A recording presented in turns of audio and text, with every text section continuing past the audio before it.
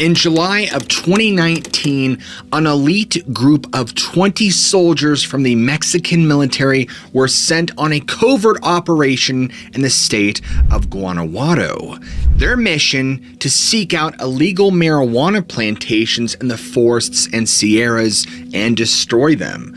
But they got more than they bargained for. Now, according to a researcher of the name of Diana Marrera Salazar, on the first night of their deployment, the troops began noticing something unnerving. From their campsite, they could hear eerie wails drifting through the forest. They sounded like someone in anguish, as if they were being horrifically tortured.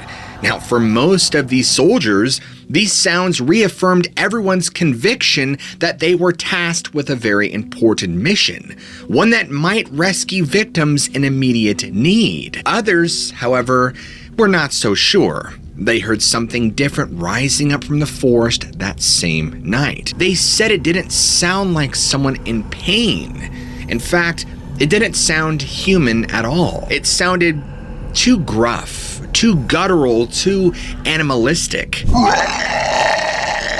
They listened, attempting to triangulate the location of the sounds, but the voices soon ended as abruptly as they had begun. Everyone uneasily settled into their sleeping bags and somehow managed to get a few hours of sleep before rising the following morning. After packing up their camp, they started again on their mission, looking for any sign of the drug producer's illegal operation.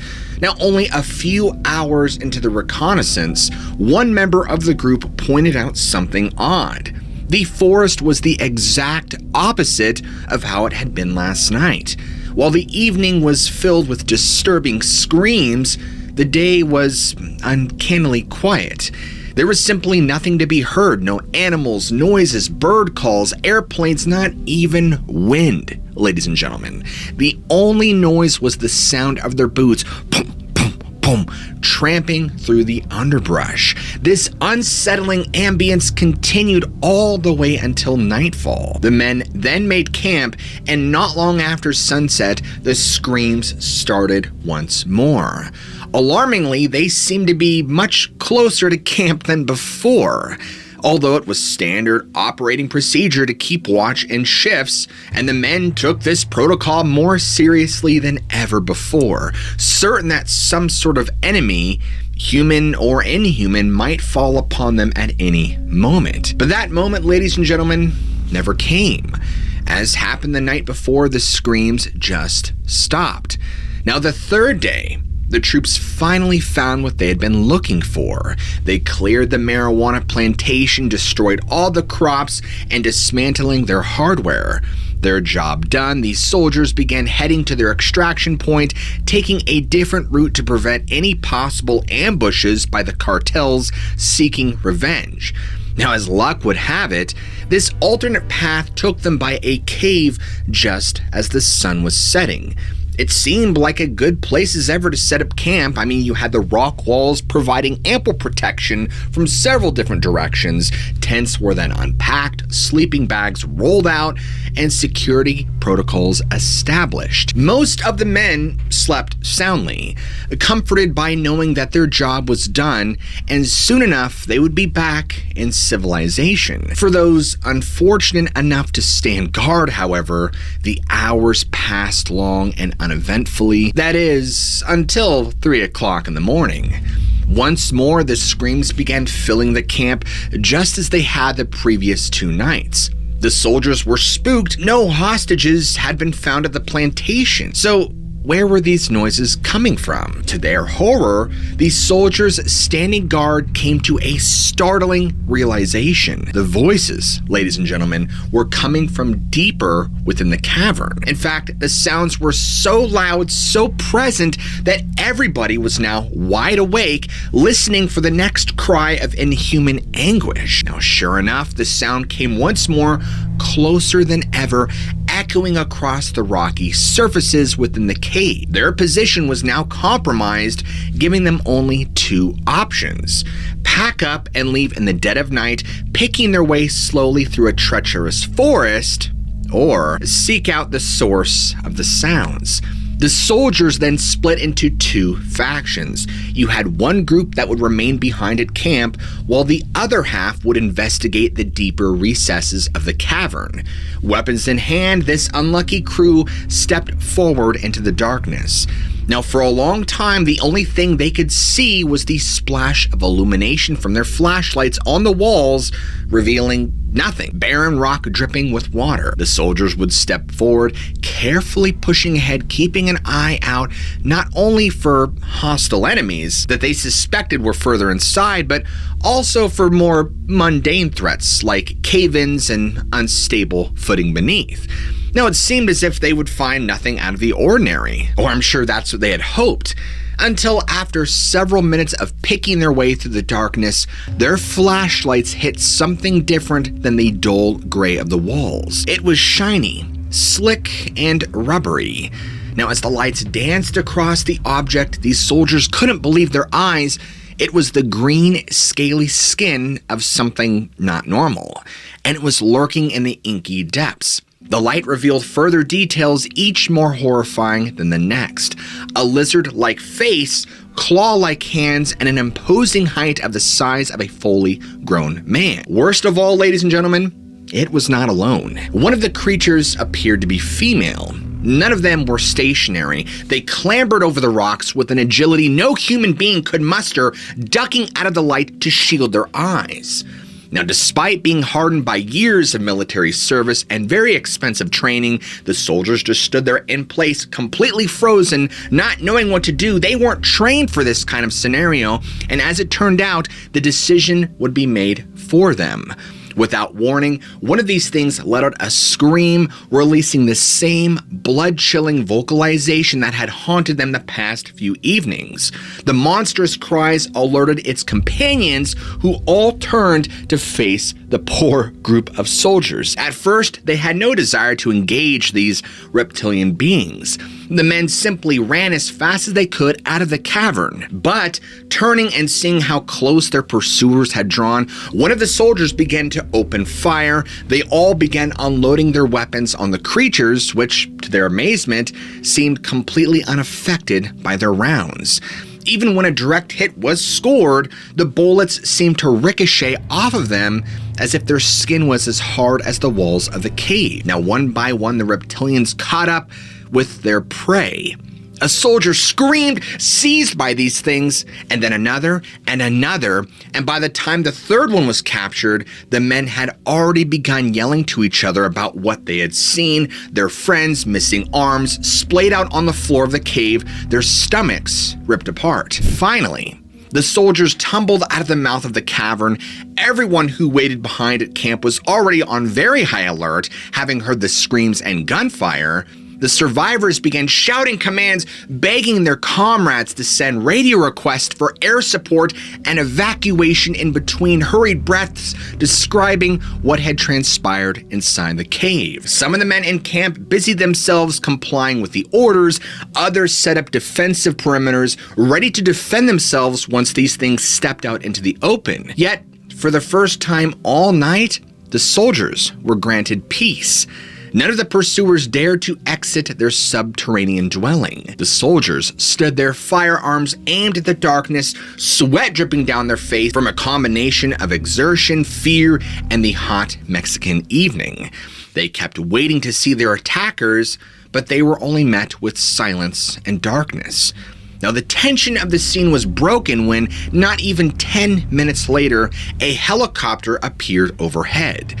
Everybody was relieved, at least at first. They soon realized the helicopter was all black and bore no designations identifying it as part of any Mexican military group. From the chopper came 4 individuals dressed in metallic black uniforms, wearing polarized visors that covered their faces. Now, here's where it gets weird. They shouted at the soldiers, commanding them to stand down while they handled the situation. Some of them would later say that their voices sounded peculiar, as if they were heavily filtered, or more bizarrely, were not human at all. Now, after securing the area, the quartet of these bizarre, mysterious rescuers entered the cave, and soon after, the inhuman shrieks they had become so accustomed to welled up once more, accompanied by quick, efficient bursts of gunfire. All fell quiet. The Mexican soldiers waited, unsure of what they should do. At last, the 4 operatives who had entered the cave reemerged. 2 of them were each dragging one of the creature's corpses, while the other 2 stepped forward to address the commanding officer of the original soldiers. In no uncertain terms, the new soldiers told the commander that they were functioning under the authority of the Mexican government. They also made it abundantly clear that they knew the identities of every soldier in the detachment and that they were under no circumstances to ever share anything about what happened that night during that mission. If they did, well, we know how that would go. They would all end up committing suicide. With that, the 4 strangers hauled the 2 reptilian corpses aboard their chopper and took off, leaving the soldiers on the ground completely unable to process what had just occurred. The following day, the detachment made their way back to their extraction point. Boom. Done. Now, according to Deanna Salazar, many of the soldiers involved actually resigned from the military as soon as they were able. Even then, they claimed that they were under strict 24-hour surveillance and only ever shared their account with her under the strictest condition of anonymity. Today, those who remained in military service have been reassigned to new positions, while those who left have taken up positions as private bodyguards. Sure, it's a wild story, but just one among many from people who claim to have encountered reptilian humanoids over the years. Where these beings come from remains a mystery. They might be from deep underground, they might be from outer space, they might be walking among us as shapeshifters, or even sitting across the room from you as you listen to this video. Heck, I might even be a reptilian shapeshifter. But one thing is for certain, stories of their existence are not going away anytime soon. For example, another recent encounter comes from us from California in 2016. On July 10th, a witness, whom we'll call John, encountered something near Los Banos that terrifies him to this very day. Now, the time was around 6 in the evening, and John would later step forward to share his own testimony with the National UFO Reporting Center, or NUFORC. He wrote this: "This is not a hoax. I am not looking for publicity or any such attention. I am not sure if what I saw was a legitimate sighting, and I am more looking for answers to help me understand if what I saw was an actual alien being. So, my friend, her son and I drove from San Diego to San Francisco for leisure on Friday to Sunday. On our way back, we were driving on the I-5 freeway southbound towards San Diego. We were approximately 10 minutes south of Los Banos. The scenery outside was barren. No buildings, structures, or people. Just dry, grassy hills and dirt roads on the sides of the freeway. I was actually trying to get some rest when my friend, the driver, said, 'What is that?' and pointed to the right side of the road. I immediately looked over and saw a tall figure about 6 feet tall in a thick black monk or death-looking robe with a big hood. Now, this was very unusual to me since it was about 90 degrees outside and in the middle of nowhere. Why would somebody be walking around dressed in a thick black hooded robe in this heat?" John said that he got a good look at this thing's face, and what he saw immediately disturbed him. Now, instead of a human face, what lay beneath the hood was something with a prominent snout approximately proportioned like that of a dog's. Above that sat a pair of large black eyes that caught fleeting glimmers from the sun. The entire face was covered in brownish green scales and stared at him expressionless from about 100 feet away. Now, despite this distance, John was certain that what he was seeing was accurate and that it was the face of a living creature. It was not a hallucination after all. His friend saw the figure too, nor was it a mask. Whatever it was, John said it chilled him to the bone.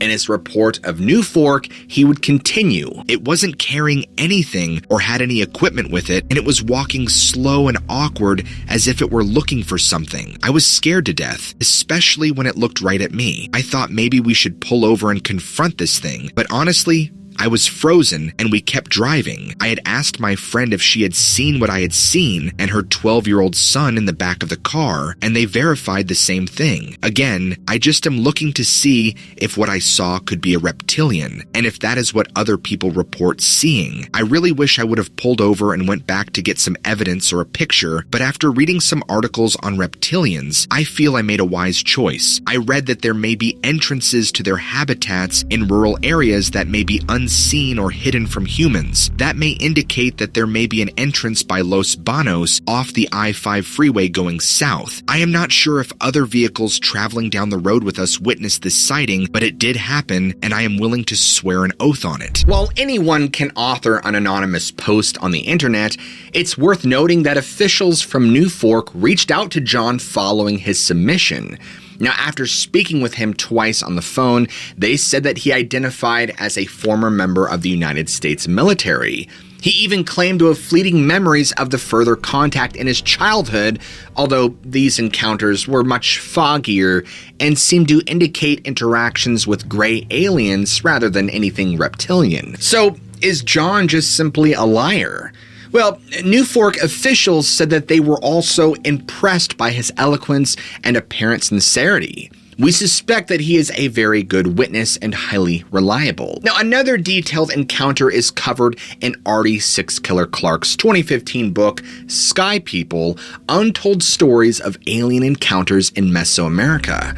Perhaps more than any other researcher, Artie has formed a bond with indigenous North Americans and has been able to gather more stories of their contact with strange beings from far beyond the stars. Now, one of her informants was Chaktuk, a Mayan elder who said that, in his youth, encountered something that can only be described as a reptilian. The year was 1957, and Chalk was only 12 years of age. The evening was quiet and suffocatingly hot. Chalk was asleep in the hammock in the backyard of his family's property when his attention was drawn to the sky.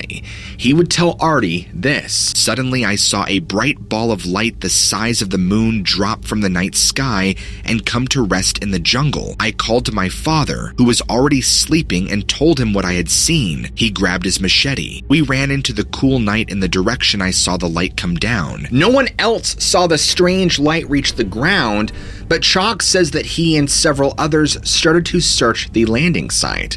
After enlisting the help of his father, two men joined him in his search carrying flashlights. They would press onward into the dense jungles looking for any sign of the bizarre light that the boy had seen. The further they went, the stranger things became. I remember that the evening seemed normal enough, but as we walked deeper into the jungle, there was a strange smell. I had never smelled it before, and it made me sick. Sick, very sick. One of the men with us suggested it was a falling star from the sky. I had seen falling stars before, so I knew better. I knew it was not a star, but I had been taught to honor our elders, so I did not speak up. You see, when the stars fall, they have long, fiery tails. This was not a falling star. It was round and as big as the moon. After about an hour of searching and bushwhacking through the jungles, they found nothing. At the very least, they expected to see the remnants of a crash, perhaps an impact crater or similar depression in the ground. But there was nothing out of place at all. Chalk, his father, and the two other men were about to give up and head back to their neighborhood when they spotted something. An eerie glow in the trees deeper in the jungle. Now, it took Chalk a moment to comprehend what he was seeing, and after several long seconds, he realized they were not alone. He said this: "We moved toward the glow, and that's when we saw, peering above us, a pair of red, burning eyes glowing in the trees. I could have sworn I heard a hissing sound. It scared me, but the others did not hear it. We were familiar with the eyes of animals. We knew the difference. One of the village men had a lantern. He held it high, aiming it in the direction of the red eyes. The creature was frightening. His face resembled a lizard. His skin was green, maybe brown. He blended into the jungle very well. If the sun was shining, it would have been difficult to see him. When the light hit him, he jumped from the tree." Although its face looked reptilian, Chalk compared the creature's skin to the scale of a fish. Whatever it was twice the size he was at age 12, perhaps 10 feet tall, and appeared exceptionally strong. He watched it as it leapt from a tree limb 3 to 4 times higher than his head and then tumbled on the jungle floor with a loud thud. Chalk said that the ground shook when it landed. Now, the creature didn't wait around for long. Without another sound, it darted off deeper into the forest, or jungle I should say, in the direction of the glow that was coming from the dark recesses of the jungle. Chalk said that while the main experience was over, he dealt with the fallout of his encounter for weeks afterward. He would tell Artie this: "It was at that point that we all became very dizzy and sick. The smell I had encountered earlier overwhelmed us. We had no interest in following the creature we had discovered, nor did we have any inclination to search out the glow. We returned home, and the next morning we didn't even talk about the incident. In fact, it was like it never happened. We didn't talk about it. We were afraid if we talked about it, he might reappear. We considered ourselves very lucky. He could have killed us and eaten us. By mid-morning, we were all sick. The sickness lasted for weeks. We developed high fevers and rashes. We were too weak to walk. The village shaman made different medicines. Eventually, we recovered. I have seen lights many times in the jungle during my 75 years, but I have never investigated them. They are a common occurrence here, but I have no interest in following them. One encounter with the red-eyed demon was enough." The behavior noticed by Chalk took in 1957 seems to happen in other encounters with reptilians, specifically their affinity for climbing trees. Now, as recently as 2017, a witness in the United Kingdom reported this exact same behavior. It was the evening of February 23rd, and the witness was doing mundane chores around his residence in Clacton-on-Sea in Essex. After stepping outside to put his trash in the bin, he heard a noise coming from his garden. It sounded just like someone had fallen from a tree. Now, looking up, the witness spotted someone in the yard staring right back at him. Except it was taller than he was, perhaps 7 feet in height, and looked just like a human being, with one frightening exception. It was entirely covered in the same type of skin you would see on a lizard. Suffice to say, he was clearly shocked and was frozen in place until this reptilian being took a step forward. The witness responded by taking a step backward. His movement must have triggered something in this being, because it then did something miraculous. Like a chameleon, the reptilian changed colors. However, unlike any natural animal, the camouflage was so perfect that it blended into the background entirely, making it seem as if the creature had disappeared. Following this astounding feat, the branches of the tree above where it once stood, the same tree it had presumably fallen from, began shaking violently as if the creature was now cloaked and reclaimed its perch. The witness, now steadily retreating toward the door, squinted at the branches, but could not for the life of him see the creature itself, only the commotion it caused. Now, around a decade earlier, another UK witness observed this same behavior as well. The woman, whom we'll call Margaret, was in Somerset and was out picking blackberries with her dog in the mid to late afternoon. Now, Margaret shared her story with fairy scholar Simon Young, who published it in his Fairy Census. She said this: "One morning, I walked to the corner of my road where there is a green space, an old orchard with oak trees, rowans and hawthorns alongside the cider apple trees. Everything is overhung with brambles and footpaths created by constant dog walking. I was passing a very large oak tree which had recently lost a dead branch. It had split away and was almost as big as the tree trunk itself. Clinging to the tree trunk was a creature about the size of a man with a vaguely human face, webbed hands and feet, reptilian looking, and with a damp, frog-like skin of a blue tinge. It looked wary, startled, and almost embarrassed that I had seen it." Now, Margaret claimed that she and the being communicated telepathically. Her first reaction was astonishment at the creature's coloration, which seemed out of the ordinary, not only for a reptile or amphibian, but also for one of the Fae folk, which is the way she chose to interpret her encounter. Now, Margaret asked the reptilian, "Shouldn't you be green?" And she got a very terse, matter-of-fact response: "No, blue," it croaked in her mind. While most of us might have been too astonished or frightened to do anything but stand there, Margaret was instead moved to compassion. She sensed that the creature was uncomfortable in her presence and simply continued along her way. So if you guys ever find yourselves out there in the thick, dense woods and you encounter, I don't know, maybe a Bigfoot or something that is clearly not from this dimension, just remember you're probably making it uncomfortable, so you should probably remove yourself, which is why it's exposing itself to you. While that was the extent of Margaret's encounter, she has dwelled on it for quite some time since then. She speculated on both the creature's nature and its appearance, saying that what it resembled, more than anything else, was a blue version of the depiction of Gollum from the film adaptation of J.R.R. Tolkien's The Lord of the Rings. The match was nearly perfect right down to the eyes. Now later on, Margaret found another interesting account that seemed to resonate with her own sighting, and she described it to Simon Young, saying this: "There was a story of a young boy disturbed in the night by a frog-like creature crying in distress. A medium was brought in who said this was a tree spirit who had recently lost its tree in a sudden and unexpected way. She successfully sent it into the spirit world where it would wait for a new tree to grow with. I already knew that trees have a consciousness, but the existence of tree spirits who live with a tree until it gradually dies off was something I had not been aware of. If a tree is cut down without warning, it is a terrible shock to its spirit, and there is no preparation for the return to the spirit world. A tree spirit can lose its way in these circumstances and hide in the nearest house." Today, this is what Margaret believes she saw: a tree spirit. In reality, we have no way of knowing. Its disposition was so different, so kind compared to the other reptilians that we have discussed, that she just might be correct.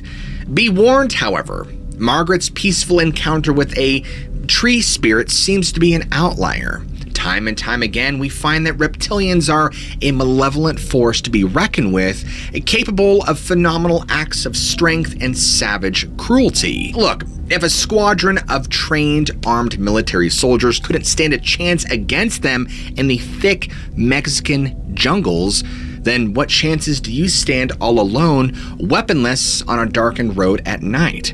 More importantly, I want you to all comment down below. Well, we're actually going to steal from my friend Darkness Prevails and say, this world is a scaly one. So I know who made it to the end of the video. And if you guys enjoyed this, be sure to go ahead and smack that like and subscribe button for more content just like this one. As always, I love you all, keep an open mind, and I'll check you all in the very next video.